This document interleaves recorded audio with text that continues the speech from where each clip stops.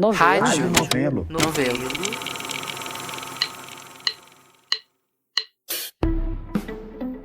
O convidado de hoje do Fio da Meada é o youtuber Felipe Neto. Eu, é claro, não sou o público-alvo dele, mas ele é tão famoso que até eu já tinha ouvido falar. O que me intrigou nele é que parece um caso raro de radicalização da direita para a esquerda.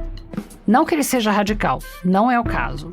Mas ele era, sim, muito antipetista, mais pré-conservador, fã da ideia de meritocracia, de piadas homofóbicas e várias outras posições que a gente associa com a direita. E ele mudou da água para o vinho e em público. Hoje em dia, ele é bem progressista e continua expondo as suas opiniões nas redes para todo mundo ver. Daí que eu quis saber como é isso de viver em público, de viver online, de ter a sua vida tão exposta, de ser criticado e exaltado em igual medida, de mudar de ideia diante de milhões e mais milhões de pessoas que ele nunca viu nem nunca vai ver. O que isso faz com a cabeça da pessoa? E com a nossa? A gente conversou também sobre o que fazer a respeito dos efeitos nocivos das redes e das big techs, sobre a força de uma boa teoria conspiratória e sobre lixobol. Recentemente, ele escreveu um livro que chama Como Enfrentar o Ódio, onde conta como foi o processo de transformação política dele e também como essa mesma política se tornou um método de perseguição contra ele nos anos Bolsonaro. E ele também dá sugestões de como enfrentar o ódio.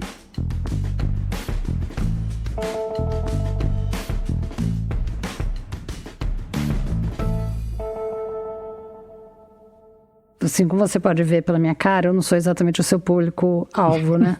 Nas últimas semanas, para preparar essa entrevista, eu tenho, assim, entrado no teu canal, tipo, quase todo dia eu entro, eu dou uma olhada, mas eu ainda não entendi direito o que você faz, porque realmente YouTube para mim é assim, para ver receita, para usar como manual de eletrodoméstico e para preparar a entrevista. Você pode me explicar? Claro. Porque eu tenho um vídeo disso, um vídeo daquilo, uma coisa daqui, uma coisa... Eu não consigo entender a unidade, entendeu? Claro.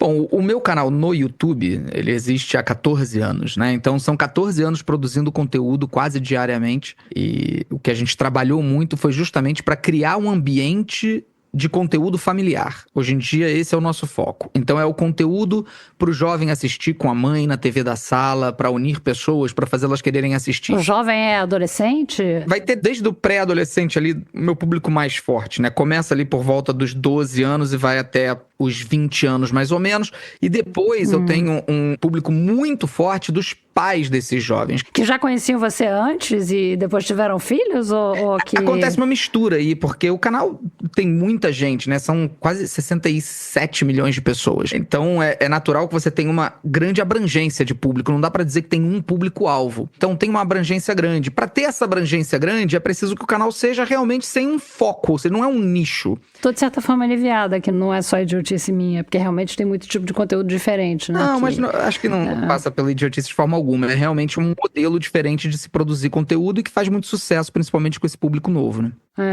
E me diz uma coisa, você, a tua vida toda, né? Eu li o teu livro em que você conta, né, que você começou na internet desde muito jovem, né? Você consegue, assim, claramente separar a sua vida dentro das redes e a sua vida fora das redes? Por exemplo, quando você está falando com alguém como eu, você, na tua cabeça, você está com todos os seus seguidores, os seus 60 e tantos milhões, eles estão na tua cabeça ou você tá falando só comigo? Olha, quando a gente tá fazendo uma entrevista como essa aqui, é natural que eu carregue uma responsabilidade a mais. Ou seja, quando eu vou responder alguma coisa, eu vou pensar no reflexo que isso vai ser traduzido para o público que me acompanha. Eu levo essa responsabilidade muito a sério. Eu não levava antes. Antes eu falava e tinha esse discurso de dizer o seguinte, olha, eu sou o que eu sou, eu falo o que eu quiser, e se isso atrapalha ou, enfim, faz algum jovem por aí falar palavrão ou falar bobagem, a culpa não é minha, a culpa é dos pais. Isso era um discurso completamente equivocado da minha parte, que eu levei algum tempo para conseguir perceber o quanto eu estava errado. Então hoje, se eu tô aqui numa entrevista, eu obviamente não vou me comportar como eu me comporto, a via de exemplo, com os meus amigos aqui em casa à noite, né?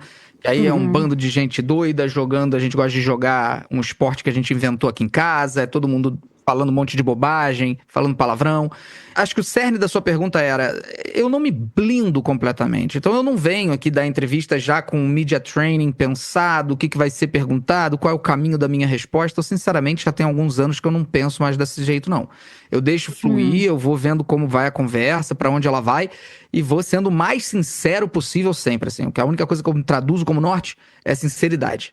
Você conta no teu livro que você diz quando tem crise de ansiedade, até um pouco de depressão. Essa vida que você tem, que é uma vida muito online, ela me parece uma vida muito propícia a criar ansiedade. Então eu queria saber se isso é resultado do tipo de vida que você tem, do tipo de profissão que você tem, do fato de você estar muito exposto a comentários de pessoas que você nunca viu na vida nem nunca vai ver, ou não, ou se não, se você tivesse qualquer outra profissão, você acha que você teria também ansiedade, depressão, essas coisas? Olha, eu acho que os meus problemas de saúde mental, eles sempre existiram. Porém, eles se agravaram bastante em 2010, quando eu comecei a gravar vídeos pro YouTube. E com 22 aninhos de idade, me vi numa exposição que ninguém tinha experimentado até então na internet. Porque, por mais que existissem alguns fenômenos midiáticos daquela época, eles eram muito temporais. Ou seja, um cara surgia com um vídeo, aquele vídeo viralizava, mas depois de um tempo já não era mais lembrado. O meu trabalho começou a se popularizar em 2010 e ele se manteve. Ele não foi um trabalho que viralizou apenas um conteúdo. Aquilo me expôs a um tipo de repercussão que ninguém está preparado para lidar. Então, quando eu tive que lidar com as primeiras pessoas se manifestando de maneira odiosa ao meu respeito, simplesmente por discordarem de algum vídeo que eu tinha feito, ou me acharem sem graça, ou qualquer coisa do gênero, aquilo era uma novidade muito difícil. Eu tinha 22 anos, e esses problemas de saúde mental que eu já trazia comigo foram agravados. Eu desenvolvi a partir dali uma depressão crônica mais forte, tive que começar a fazer o trabalho de terapia e medicação, e falo disso abertamente, porque acho muito importante que a gente fale abertamente, sem vergonha, sem pudor, sem achar que depressão é fraqueza, que depressão é frescura. Eu tô perguntando porque eu vi que você fala. Exato, né? eu falo, não tenho nenhum problema com isso.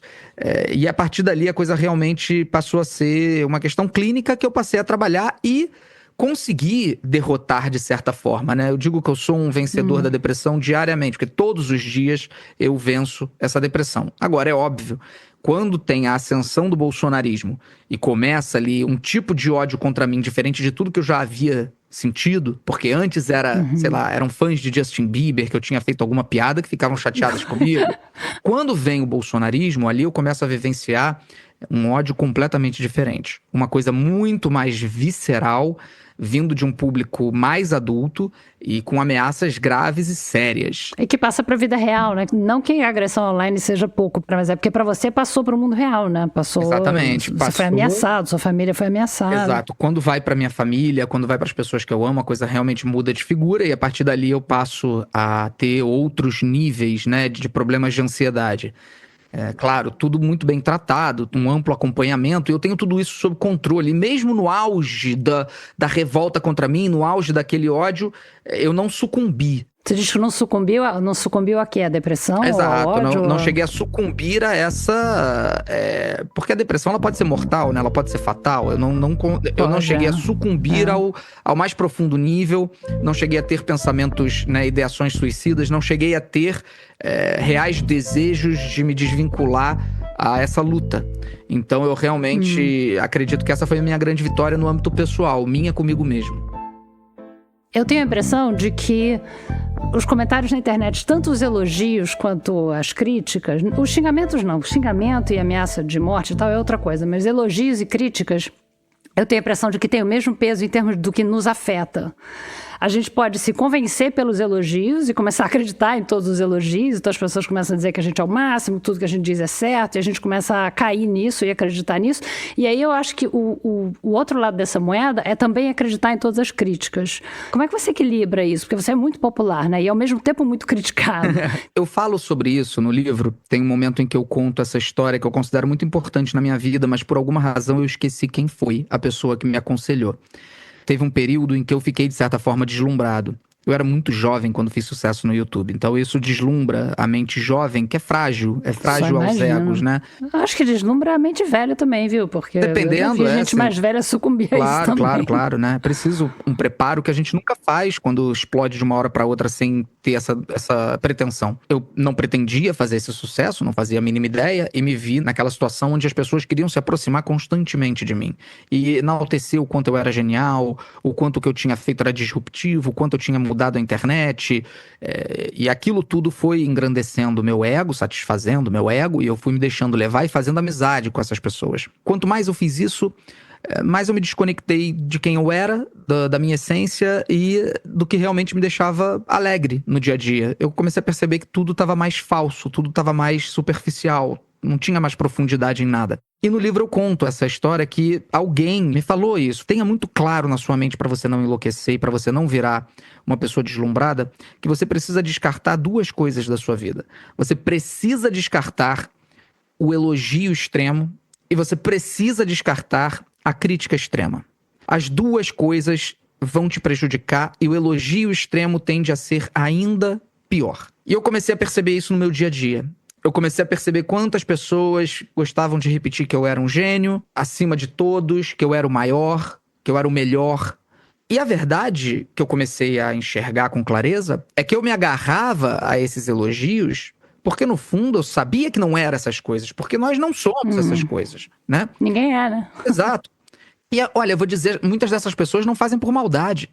Não, pelo contrário, elas fazem por amor, né? Às vezes é por amor e às vezes é porque elas entendem que essa é a forma de lidar com alguém que faz muito sucesso também. Precisa bajular para poder se manter em órbita. Então eu comecei a tirar da minha órbita essas pessoas. E comecei a trazer aquelas pessoas que verdadeiramente me davam alegria de estar perto. E muita gente me pergunta, por que você não anda com gente rica, com gente milionária o tempo todo? Por que você não tem amigos que... Eu falo, cara, porque o meu norte deixou de ser esse. Você falou que você tinha deixado de fazer as coisas que você gostava, que te relaxavam, que te deixavam feliz. O que é que você gosta de fazer que te deixa feliz? Olha, sendo muito sincero, felicidade pra mim é receber meus amigos em casa e a gente jogar o que a gente chama de lixobol. A gente usa uma almofada como bola e são 5 cortes. E antes de cada partida a gente nomeia aqui que a gente representa. Então nessa a gente vai representar países do hemisfério norte. Aí todo mundo tem que escolher cada um país. Quem é eliminado vira lixo, a gente chama. E por isso lixobol. Mas isso não é filmado, isso é offline. Não, isso é offline. Isso é pra vocês. Pra mim. Somos quase todos acima dos 33, 34 anos. A gente vira criança, entendeu? A gente vira criança, fica todo mundo pulando, é tipo jogando. Um jogo de queimado, exatamente. Assim? Um jogando... Exatamente. Entendi. Você gosta de jogar futebol também, né? Gosto de jogar bola. De jogar pelada, né? Adoro assistir futebol, sou botafoguense roxo, então meus amigos também normalmente são botafoguenses. Então sabe? São esses valores que eu dou mais valor do que a posição social. Deixa eu te fazer uma pergunta agora que não tem a ver com uma coisa que você respondeu na mesa que você participou na Flip, junto com a Patrícia Campos Mello, que você disse uma coisa que eu fiquei muito interessada e eu queria te perguntar. Você falou assim, todo mundo fica falando o tempo todo, o Boulos tinha que aprender a mexer em rede, a esquerda tinha que aprender a mexer em rede. E aí você falou, mas isso não adianta, não é por aí, porque a rede não é alimentada assim, o algoritmo não funciona assim. Você vai informar as pessoas e as pessoas vão ficar informadas e é assim que vai funcionar a eleição do campo progressista. Explica a questão do algoritmo, como eles mudaram, e aí também conta a história de você tentando treinar o algoritmo do TikTok para só te mostrar futebol, que eu acho que isso ajuda a entender, é um exemplo prático. Durante muito tempo, a gente consolidou o argumento. A esquerda não sabe se comunicar. Embora esse argumento tenha verdade nele, a gente tem uma dificuldade grande de comunicação na esquerda, e essa dificuldade vem por vários fatores. O principal deles é o fato de que a esquerda, ela se fundamenta muito em estudo. E quando você começa a discursar sobre estudo, você tem uma tendência de se tornar mais academicista, difícil, chato. Exato, chato. Então a esquerda tem essa dificuldade. Porém, passou o momento em que esse era o maior problema da esquerda. Foi o momento em que a gente começou a ver que para você se destacar nesse ambiente digital, não bastava mais o discurso, a forma de discurso, mas sim a mentira, a manipulação algorítmica e a utilização das ferramentas de radicalização através de teorias conspiratórias. Se isso é o que precisa para se fazer sucesso no ambiente digital politicamente, então a esquerda nunca vai aprender a se comunicar. Nunca. Porque o Boulos não vai amanhã começar a divulgar teorias conspiratórias que associem o Bolsonaro a uma facada fake, por exemplo, porque ele não vai fazer, ele não vai se rebaixar a esse nível. Então a gente precisa entender que num ambiente desregulado como é a internet hoje, sem regras que proíbam as teorias conspiratórias de ter tração digital, sempre vai ser a extrema-direita a grande ocupante desse ambiente. Então essas teorias conspiratórias, elas são a porta de entrada para outras drogas, como costumam dizer da maconha. Você convence o trabalhador, você convence a pessoa de classe média, a pessoa com faculdade, não importa, classe social ou de estudo, você convence através das teorias conspiratórias. Há um plano globalista, há um plano comunista. Tudo isso alimenta a entrada da sua vida no ambiente da extrema-direita. Essas entradas é que precisam ser fechadas. Essas entradas precisam ser combatidas. Por quem? Pela lei, pelo governo? Não, pelas próprias plataformas. Essas plataformas vão fazer isso? Não, jamais. Porque isso dá muito lucro para elas. As teorias conspiratórias fazem grande parte do lucro do Facebook, do Google e de todas essas empresas. Então, o que você precisa é obrigar as plataformas a terem esse dever de cuidado para fechar as portas das teorias conspiratórias. Se você fosse regulamentar as redes, o que você faria? Primeiro passo, a gente precisa dar às plataformas o que a gente chama de dever de cuidado. O dever de cuidado dá para as plataformas a responsabilidade de moderação. Há de se ter o bom senso e a ética como prioridade na tomada de decisão, e não o lucro. Então, monta-se um conselho, esse conselho vai ser um conselho que vai fiscalizar as ações dessas redes sociais, e esse conselho vai ter representantes da sociedade civil, equipe acadêmica, dos políticos eleitos, ou seja, representantes que fundamentam esse conselho e não tornam ele de esquerda ou de direita. Afinal, vai ter político, vai ter gente de direita, de extrema direita, não tem como controlar isso e não deve-se ter como controlar. Esse conselho vai fazer a fiscalização do dever de cuidado das plataformas. Elas estão moderando o conteúdo? E essas plataformas terão que montar os relatórios referentes às contas banidas, aos conteúdos removidos e às denúncias realizadas. Para que dessa forma a gente veja, olha, ela está agindo ou ela não está agindo no dever de cuidado da preservação do tecido social no ambiente online. A lei europeia é assim? A lei europeia traz isso, exatamente. É um conselho obrigatório, eu suponho, né? Porque eu me lembro que o Facebook, há uns anos atrás, fez um conselhão assim que deu muito errado, não adiantou nada, acho que eles até desfizeram. Claro que vão desfazer, porque enquanto a gente acreditar que o Facebook vai montar um conselho para tirar dinheiro do próprio Facebook, a gente é tudo um bando de ignorante. Eles montaram esse conselho. A Meta, né, a empresa, ela criou o conselho, olha, a gente vai se guiar um pouco pelo que vocês decidirem e falarem. Eles decidiam e falavam, eles olhavam e diziam, não, mas isso vai tirar nosso lucro. Então cancela. Então, entende? Enquanto o lucro estiver acima da ética, não há solução. A gente precisa subverter a ordem. Você só coloca a ética acima do lucro com política, com lei. São empresas privadas, que são empresas que existem para dar lucro, né? Não são empresas públicas, né? Mas tem que ter algum tipo de regulamentação, porque, de certa forma, elas são uma via pública de comunicação, né? E que, principalmente, Branca, agem como empresas públicas, ou seja, o interesse público está diretamente envolvido na existência dessas empresas e configuram monopólios. Isso é muito importante ser destacado. Né? Elas configuram monopólios através de oligopólios em alguns setores, alguns fatores, mas configuram-se com jantares. Então, assim, a gente tem mais uma vez o poder inteiro concentrado em poucas famílias, em jantares, em decisões que são tomadas e que podem derrubar democracias, podem, enfim, fortalecer regimes, etc., sem nenhum tipo de proteção do próprio país através de lei, né? Você participou dessa discussão no Congresso, né, sobre a lei da internet? Participei. O Orlando Silva era o relator, fiz muitas reuniões com o Orlando, desde antes, quando eu ainda estava lá no deputado Ângelo Coronel, senador, desculpa, Ângelo Coronel, até passar por várias etapas e chegar na Câmara, que o Orlando Silva pegou para cuidar, e aí o Orlando se aproximou de mim, e a gente trocou muita coisa, mas infelizmente o Arthur Lira jogou fora o projeto. Como é que elas iam se responsabilizar? Existe um bom senso de ações necessárias em relação a denúncias realizadas. Então, assim, a plataforma precisa mostrar, através desses relatórios que seriam analisados pelo Conselho Fiscal, pelo Conselho Fiscalizador, eles precisariam mostrar as ações que tomaram na derrubada dos conteúdos nocivos. Então, das teorias conspiratórias, das mentiras intencionais, do conteúdo anti-vacina, do conteúdo anti-clima, das mudanças climáticas, em todas essas mentiras orquestradas, a plataforma precisaria mostrar, nós estamos agindo. Se não estivesse agindo, aí tem multa, aí tem derrubada da plataforma por tantos dias, tem uma série de consequências que a plataforma pode tomar para que ela haja de acordo com essa lei. Quando a extrema-direita viu isso, entraram em, assim, surto. E aí começaram a chamar de PL da censura. Ou seja, eles querem eles querem acabar com o conservadorismo na internet. Mentira, não tem nada a ver com conservadorismo. Agora, se você quer mentir de propósito, se você quer tentar destruir a reputação de alguém de propósito, você quer associar alguém à pedofilia, por exemplo, como fizeram comigo inúmeras vezes, você não vai poder fazer isso, meu amigão. Quer dizer, aí a pessoa que veicula o conteúdo pode ser responsabilizada, mas a plataforma onde o conteúdo é veiculado também poderia ser responsabilizada. É isso? Exatamente. A plataforma também poderia ser passível. E como é que você lida com isso? Porque o YouTube é um grande disseminador de fake news, né? E de teorias da conspiração, né? Como é que você lida com isso? Você fala isso também alguma hora, que você como um influencer, como uma pessoa importante no YouTube, eles dão treinamentos, eles dão dicas de como engajar, de como aumentar seu público, né? Como é que você lida com tudo isso? Na tua cabeça e com eles?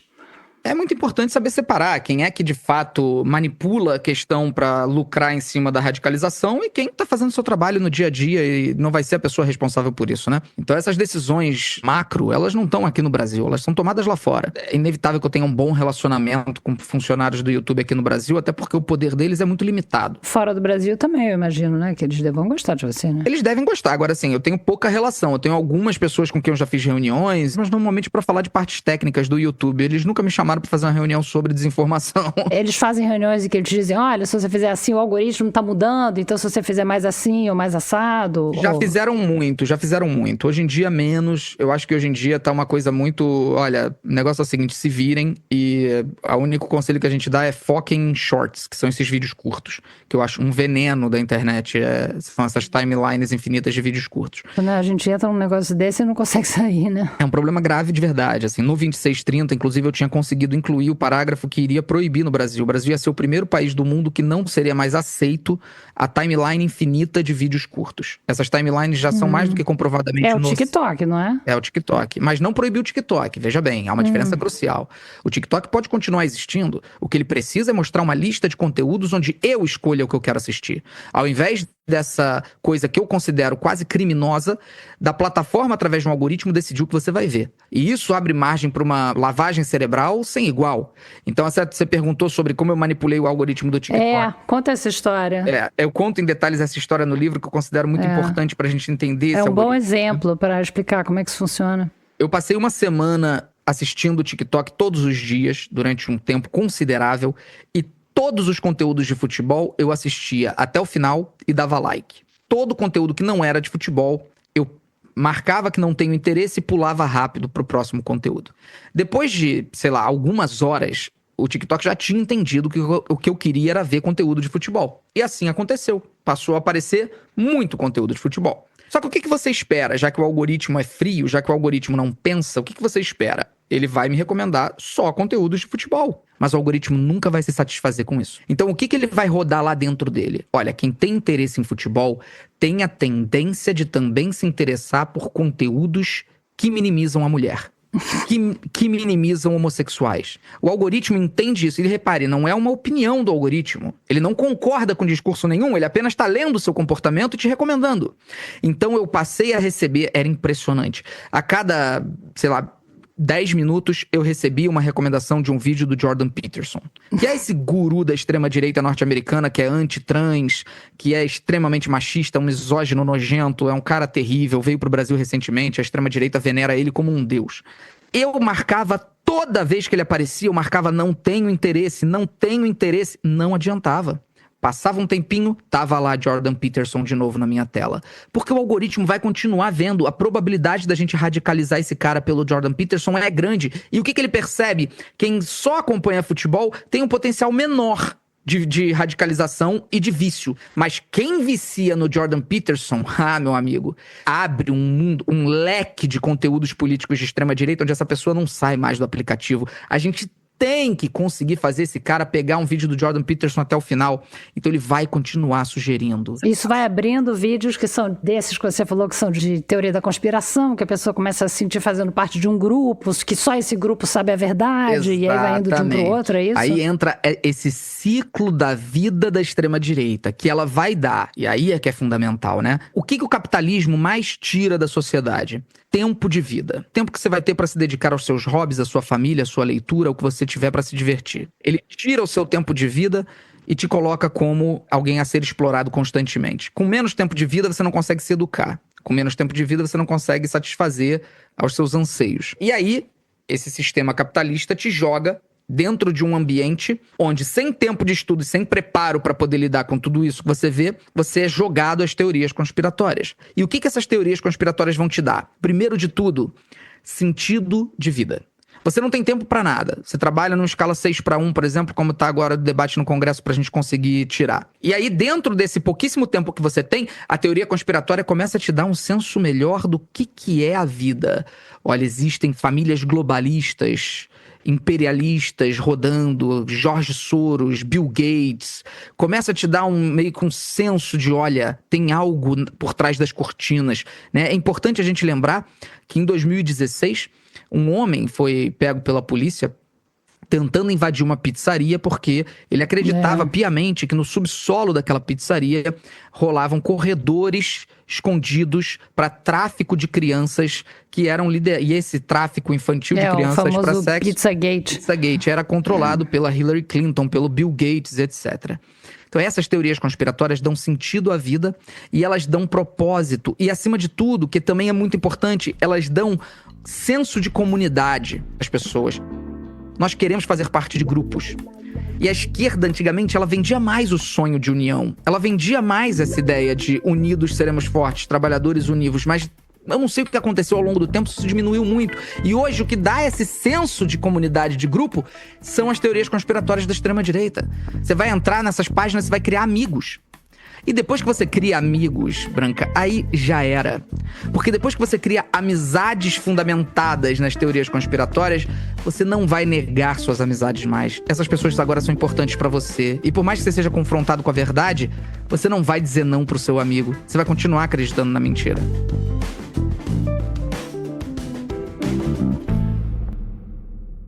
A gente volta daqui a pouquinho.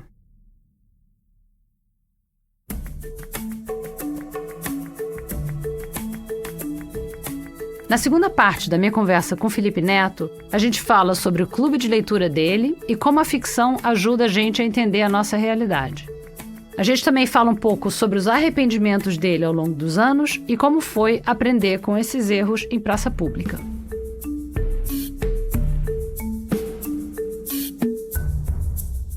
Deixa eu falar um pouquinho sobre o teu clube de leitura, né? Que você criou um clube do livro agora aqui. Mas você fala muito no livro e fora do livro também sobre como a ficção pode ajudar a enfrentar o ódio. Que o nome do teu livro é Como Enfrentar o Ódio. Eu estava vendo que o primeiro livro que você escolheu é o Fahrenheit 451. Para quem não sabe, é uma ficção distópica que é sobre o ódio, né? Sobre o ódio de um modo geral, especialmente o ódio aos livros, também é sobre fake news, é sobre telas, né? Manipulação pelas telas, conformismo, colaboracionismo, né? Com o sistema opressor e tal. Mas é um livro que é dos anos 50, né? E que é resultado, enfim, da Segunda Guerra Mundial, de Hiroshima, da Guerra Fria e tudo mais.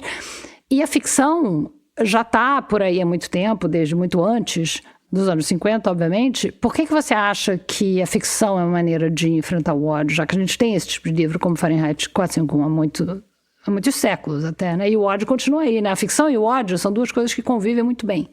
A ficção, ela faz a gente enxergar o mundo pelos olhos de outras pessoas. Isso serve não só para livros, também serve para filmes, séries, rádio, podcast, seja o que for.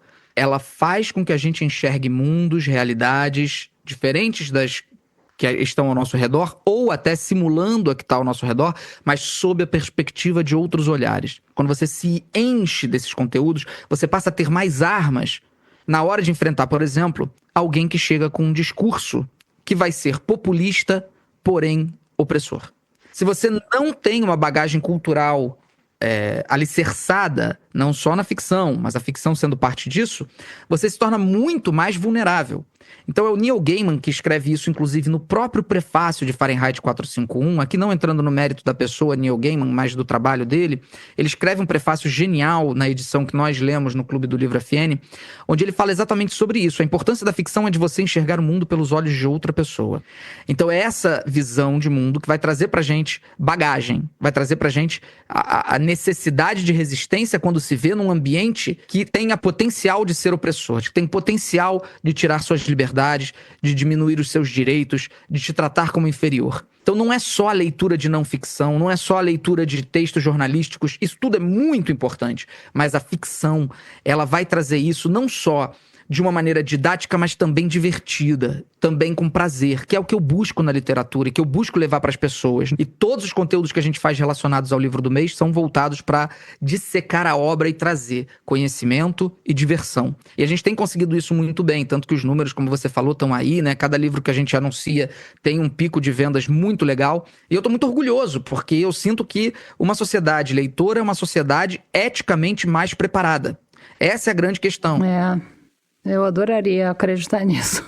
Isso é real, a gente só não tem ainda uma sociedade leitora. O problema é como a gente chega lá. É a gente chegar na sociedade leitora. A gente, infelizmente, tem um país onde 86% da população não comprou nenhum livro entre 2022 e 2023. Só 14%. Então a gente precisa ampliar esse número para a gente poder ter uma sociedade leitora. Mas eu fico pensando assim, o velho exemplo, a Alemanha nazista. Era um país de leitores, continua sendo um país de leitores. Outros países da Europa também são países de leitores e também caem no populismo, também caem no discurso fascista de direita. Sei lá, Hungria, Polônia, tem muitos lugares do mundo onde as pessoas têm uma escolaridade mais alta do que no Brasil, as pessoas leem, tem uma cultura nacional muito forte e tá aí, né? A leitura sozinha, ela não vai solucionar todos os problemas de um país. Uma sociedade mais leitora vai ser uma sociedade mais eticamente preparada. Isso significa que ela vai ser 100% eticamente preparada? Claro que não.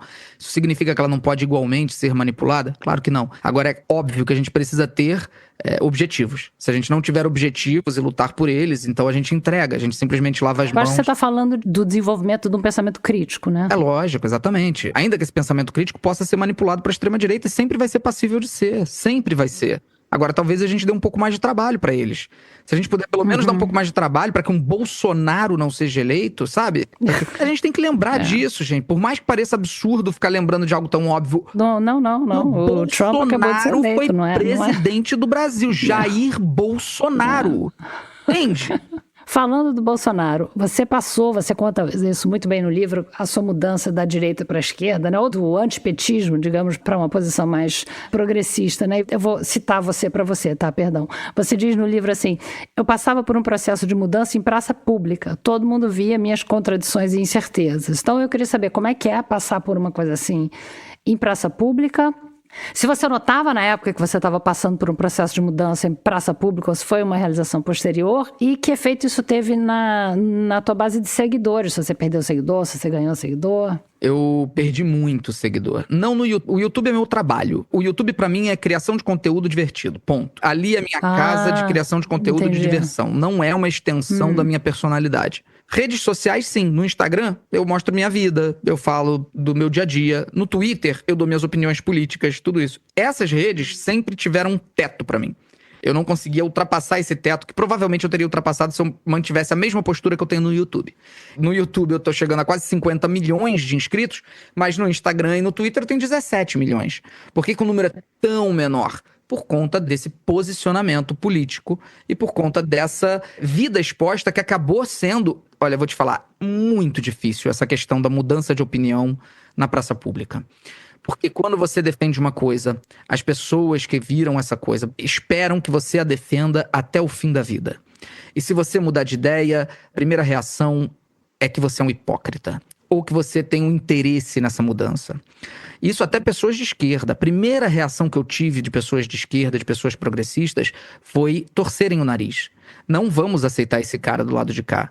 Porque esse cara não tá vindo com boas intenções. Esse cara viu alguma coisa que ele quer, então levou anos para essas mesmas pessoas falarem assim, ok, ele é um aliado. Mas é uma luta, e mudar de opinião é algo da nossa essência humana. Porque se você não tá mudando de opinião ao longo da vida, você provavelmente não tá se informando ao longo da vida. Só que, infelizmente, eu tive essa questão de maneira pública. Eu fiz sucesso com 22 anos e tudo que eu passei a fazer a partir dos 22 anos teve muito holofote em cima. O meu compromisso não é com as minhas opiniões.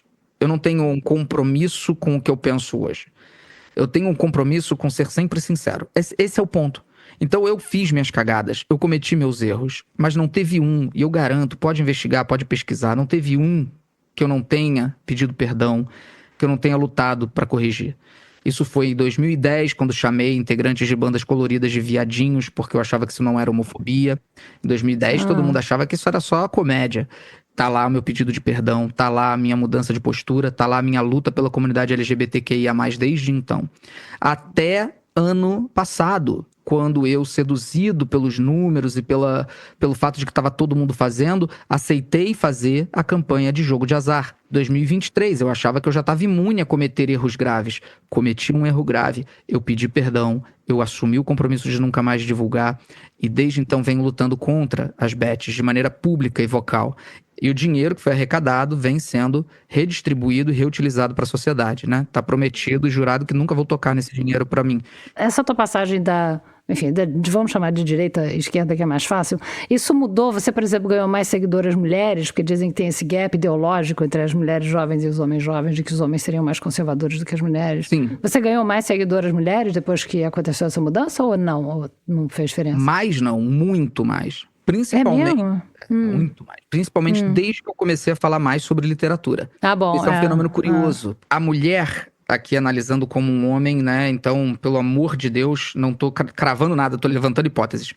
A leitura de ficção, ela foi inferiorizada, principalmente no século XIX, século XX. Ela foi extremamente inferiorizada e tratada como... quem lê ficção é quem tem tempo pra ler abobrinha, pra ler conto, pra ler romance. Isso é bobagem.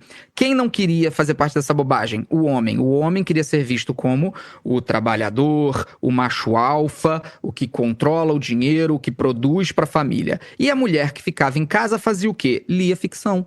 Era uma diversão, era o que ela lia enquanto cuidava dos filhos, enquanto cuidava da casa. Será que... Porque hoje a gente tem isso muito claro no cenário. O número de consumidores de livro, de ficção, ele é exponencialmente maior entre o público feminino do que masculino. 80% dos integrantes do Clube do Livro FN são mulheres. E no YouTube? No YouTube já tá mais pra 55-45, 58-42, é mais equilibrado. E nas outras redes, Instagram, Twitter, Instagram você sabe? 70 e poucos % feminino, Twitter não informa. A pergunta é, será que o fato das mulheres, historicamente, terem se tornado mais leitoras que os homens, fizeram delas, de maneira geral, generalista, moralmente, eticamente mais preparadas? Porque o que a gente vê hoje nos recortes de sociedade? A gente vê as mulheres votando de uma maneira muito mais inteligente que os homens. Isso em recortes de diversos países diferentes. Será que há uma linha a ser traçada aqui? Isso é uma pergunta que eu deixo, porque eu realmente não tenho a resposta. Eu também não tenho a resposta. Estou pensando num dado que eu vi essa semana, que não me surpreendeu em nada, é mais ou menos o mesmo dado da última eleição do Trump, que entre as mulheres brancas nos Estados Unidos, 52% votaram pelo Trump. E já é uma bosta de saber, né? Que é mais ou menos a mesma coisa da última eleição dele. Entre as mulheres brancas, né? Entre as mulheres negras, eu acho que não chega a 10%. Aí vão entrar outros então, fatores, né? Entram muitos outros fatores na equação. Entram muitos outros fatores. Você conta no livro que você veio de uma família pobre e hoje você é rico, né? Você diz no livro, eu entrei para 1%. Como é que isso funciona para você? Isso é tranquilo? Ou traz conflitos internos? Ou conflito com a família, com amigos? Como é que você lida com essa questão de mudança de classe? Eu só fui entender o que eram as classes de fato muito recentemente. Porque foi quando eu comecei a consumir mais conteúdos daqueles que eu considerava os mais radicais de todos, que eram os comunistas. Quando eu comecei a ouvir alguns desses comunistas, eu comecei a entender um pouco mais o que era essa dinâmica de classes. né? O que é essa questão? Não era uma coisa que você sentiu, era uma coisa que você sentia e de repente alguém te deu um vocabulário para tratar da luta de classes, por exemplo. Eu sabia que eu era pobre, eu sabia que eu fiquei rico. Eu sabia que as pessoas que ficaram para trás tinham plenas condições de estarem no mesmo lugar que eu, mas não tinham conseguido. Eu já não acreditava mais na meritocracia, até justamente por ver isso. Eu vi pessoas mais inteligentes que eu na época da pobreza, continuando pobres até hoje, e eu, que não tinha o mesmo nível de inteligência daquela pessoa, consegui chegar onde eu cheguei. E eu comecei a questionar tudo isso. Mas as nomenclaturas e o entendimento da luta de classes só veio mais recentemente, de uns 2 anos para cá. E eu venho mergulhando um pouco mais nisso. Eu não sou propriamente um comunista. Eu não consigo me imaginar num cenário não democrático. Tá? Por mais que eu acredite que a nossa democracia seja falha e seja vulnerável, e hoje o que a gente vive não é uma democracia plena, o que a gente vive é uma democracia manipulada, que tem o controle do interesse financeiro acima de todos e manipulam a população para votarem nesses grupos específicos, ainda assim, eu sempre vou defender um regime democrático a um regime autoritário. Eu não consigo me colocar do lado dos comunistas, mas consigo entendê-los hoje em dia. E no nível mais pessoal, essa mudança de classe é alguma coisa com a qual você lida bem, com a qual você simplesmente não lida, você nunca parou para pensar nisso? Tenho extrema dificuldade, porque quando você conhece e entende, você passa a ter culpa. Explica isso. É a famosa culpa do milionário, né? Oh, meu Deus do céu, eu acumulo riquezas, o que eu faço com isso? Será que eu viro um Frei? Será que eu dou tudo e vou viver como São Francisco? Então, você assim, pensa nessas coisas, você pensa? Não penso, porque a gente vive uma sociedade de mercado e eu sei o quão bem eu posso fazer se eu estiver bem direcionado e com dinheiro no bolso. Então eu fui tentar entender como eu podia minimizar essa culpa e ao mesmo tempo contribuir com a sociedade. Foi quando eu descobri o termo traidor de classe. Eu adorei esse termo. Eu adorei esse Você termo. se considera um traidor de classe? E se sim, de qual classe? É que você está agora ou é de onde você saiu? Não, da que eu tô agora. Eu me considero assim, eu quero ser um traidor de classe. Tudo que eu faço é pensando em como ser um traidor de classe. Um exemplo estúpido, né? Aos trabalhadores aqui de casa. Chegou um determinado momento em que eu falei, olha, essas pessoas, elas tornam a minha vida possível de eu acumular riquezas. Se não fossem essas pessoas, eu teria que lavar minha louça, eu teria que lavar minha roupa, eu teria que limpar minha casa, eu teria que cozinhar minha comida. E não me sobraria o tempo necessário para eu acumular as coisas que eu acumulo. Então, ou eu pago bem essas pessoas, ou eu sou mais um burguês safado que responde a essa classe elitista burra do Brasil.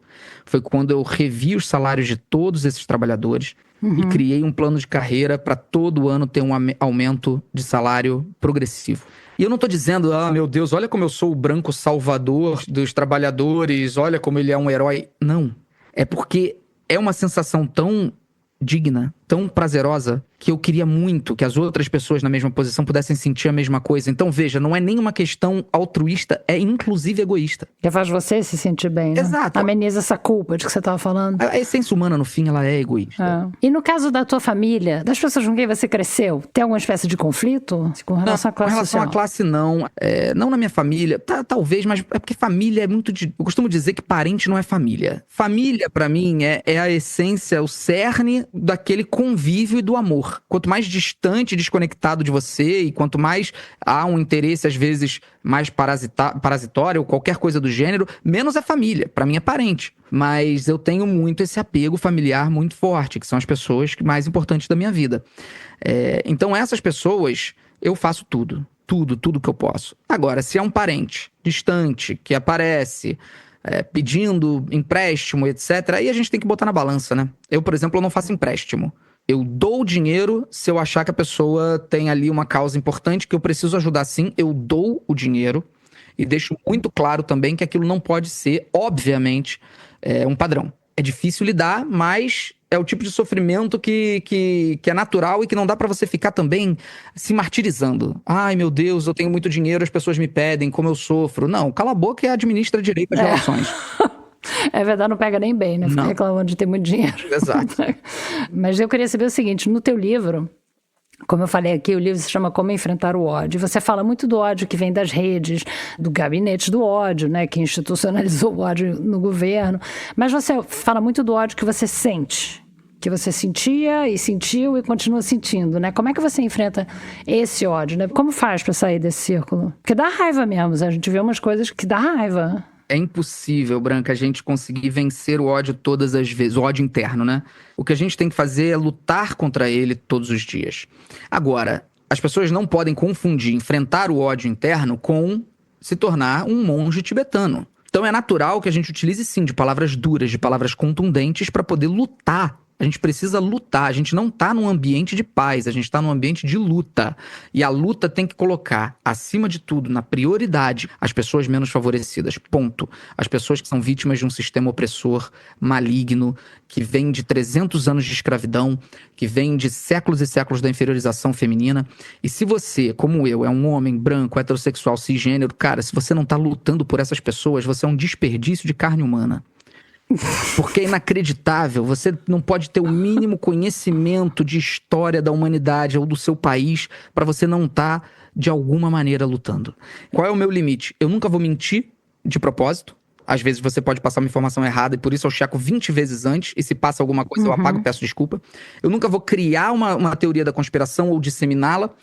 E eu não vou cair nas estratégias sujas de destruição de reputação da extrema-direita. Mas as exceções que eu abro são o uso de palavras duras, palavrões quando preciso e a utilização de apelido. E aí eu utilizo um pouco dessas armas para poder, de alguma forma, tentar enfrentá-los. Você já pensou em entrar para a política? Não tenho interesse, não é algo que hoje me traga qualquer tipo de estímulo. Eu acho que eu posso fazer muito mais de fora do que de dentro. Por quê? Bom, primeiro porque se eu entro para política, por exemplo, eu sou amplamente a favor que nenhum político pode ganhar dinheiro com monetização de internet, né? Já começa por aí. Isso é uma boa regra. Então, assim, esse é o primeiro ponto. Mas o segundo é porque, sinceramente, ia ser uma vida de bate-bocas, uma vida de discussões. E o que eu vou conseguir fazer uma pessoa dentro de um congresso dominado pela extrema-direita nesse momento, né? É muito complicado. E você acha que você consegue fazer mais onde você está, né? Sim, através de institutos, através de ONG, né? Eu criei o Instituto Felipe Neto, que está trabalhando agora com educação digital e saúde mental de jovens em escolas aqui no Rio de Janeiro. A gente começou, a primeira escola foi Oscar Tenório, aqui no Rio. A gente está com um trabalho fantástico sendo realizado lá. A gente criou um espaço físico chamado Espaço Vida, onde esses jovens são amparados, acolhidos. Eles têm uma tecnologia que a gente criou, que foi um aplicativo chamado Hug, onde eles têm um diário de emoções, onde eles podem pedir ajuda. Nós colocamos, trabalhando lá dentro, diversos psicólogos e tutores que são especializados em educação infantil e adolescente para poderem trabalhar com esses jovens. E a gente está realmente vendo a transformação que isso está fazendo dentro dessa escola. Então a ideia agora é a gente expandir esse sistema para atingir várias escolas pelo Brasil inteiro, para tentar levar um pouco de saúde mental e conscientização e educação midiática para essa galera. Legal, bacana, viu? Super obrigada. Imagina, eu adorei, viu, gente?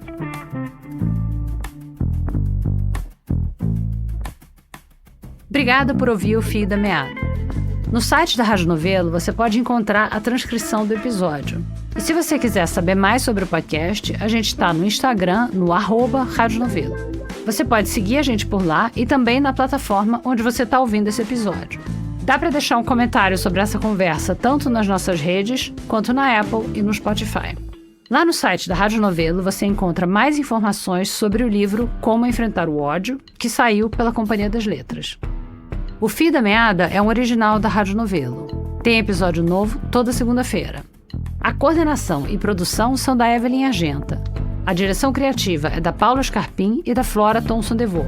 A direção executiva é da Marcela Casaca. A edição executiva é da Natália Silva. E a gerência de produto é da Juliana Jäger. A montagem desse episódio é da Luísa Silvestrini e a sonorização e mixagem são da Júlia Matos. A música original é da Luna França. O apoio de produção é do Vitor Hugo Brandalize, da Bia Guimarães, da Sara Zobel, da Carol Pires, da Bárbara Rubira, da Caroline Moraes, da Ashley Calvo e da Isabel de Santana. O desenvolvimento de produto e audiência é da Bia Ribeiro. A identidade visual é da Natasha Gompers. A coordenação de ilustração e design é do Gustavo Nascimento. A análise administrativa e financeira é da Tainá Nogueira e a transcrição é da Flora Vieira. Obrigada e até a semana que vem.